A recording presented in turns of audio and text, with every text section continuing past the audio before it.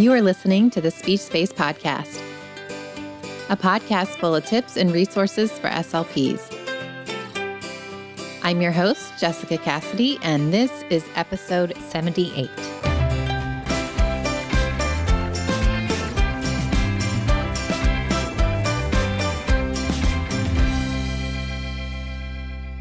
Hey there, today we are going to be talking all about categories and ways to target categories to support language development.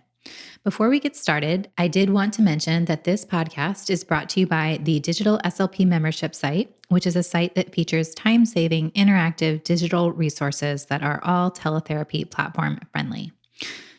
You can learn more by heading on over to thedigitalslp.com/digitalslp. All right, let's jump right in and go ahead and talk about what categories are and why they are important. Categories are groups of items that share characteristics, and being able to categorize items is an essential skill that's needed in order to understand and develop language. Categorical thinking allows us to process and store information, retrieve the information, and then bank new information efficiently within our memory. Categorizing objects as well as being able to categorize words based upon similarities and differences are important skills to support language development. So let's look at a couple of real life examples, and we can talk about how we use categories in those situations. So take going to the grocery store, for example. You make a list of all of the items that you need, and when you go into the grocery store, you're able to determine where those items are based on categorical thinking. You understand where to go in order to find refrigerated food, frozen food, cleaning supplies, etc. If you have difficulty understanding categories and how to group items based on similarities and differences, your shopping experience is going to be less than optimal.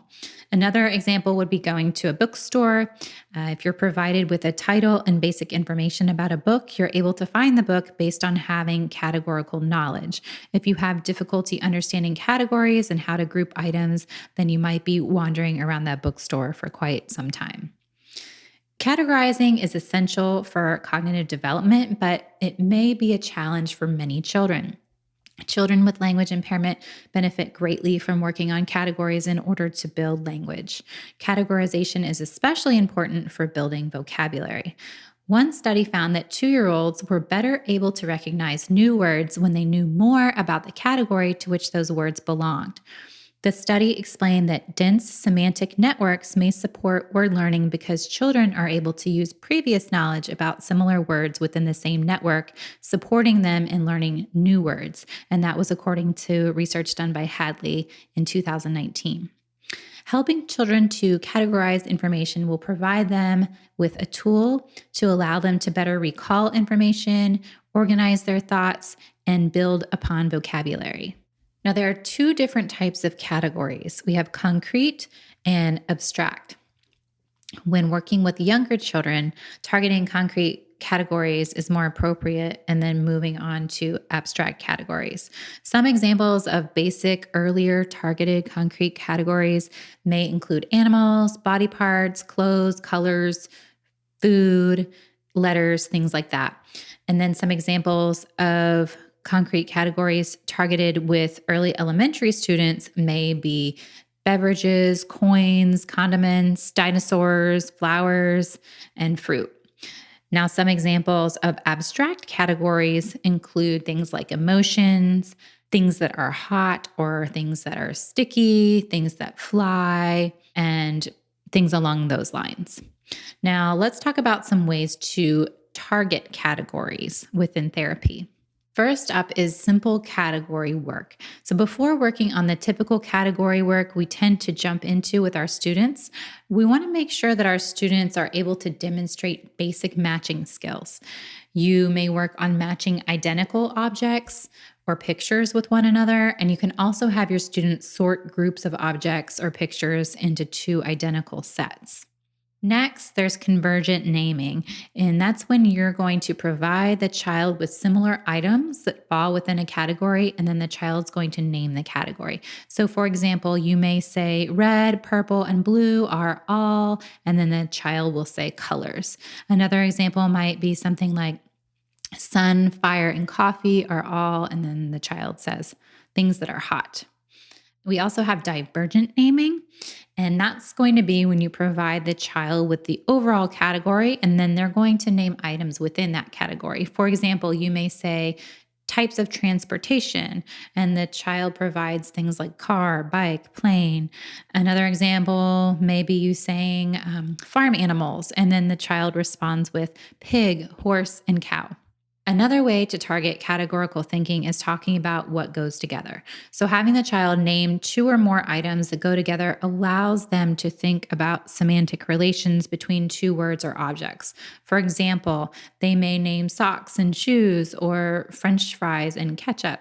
You can target this both expressively and receptively. So, if you want to target this receptively, you can provide the child with three pictures of items and have the child select the two that go together.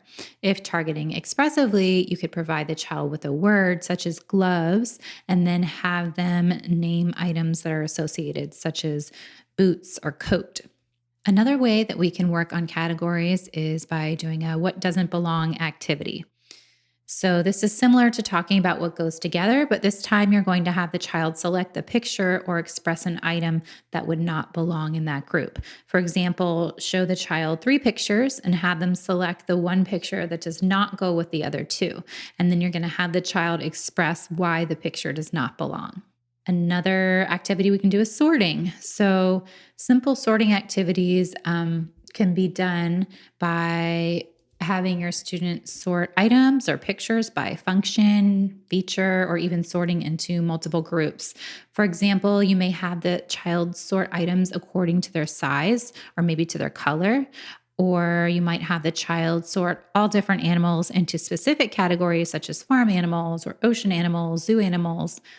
There's lots of options there. Once all the items are sorted, then the child can look over all the objects or pictures and visually see how they all come together within their own categories.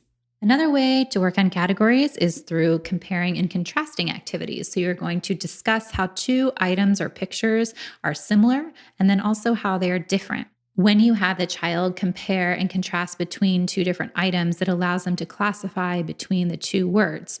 If the child is encountered with a new word, they're more likely to learn the new word more quickly and deeply when it is semantically related to a known word. And again, that's going back to research done by Hadley in 2019. So you want to select target words that the child can semantically relate the words to already known words in order to support learning new vocabulary. Now, if you are a digital SLP member, I'm going to go ahead and throw out some resources that you have access to on the digital SLP site. Don't forget that we do offer a free 7-day trial on the site. So if you wanted to try out some of these resources, you could go ahead and do that by signing up for the trial. There are many resources on the site that work on categories. So one of them is called What's the Function? Now, this resource can be used in many ways, such as expressing object function or categories.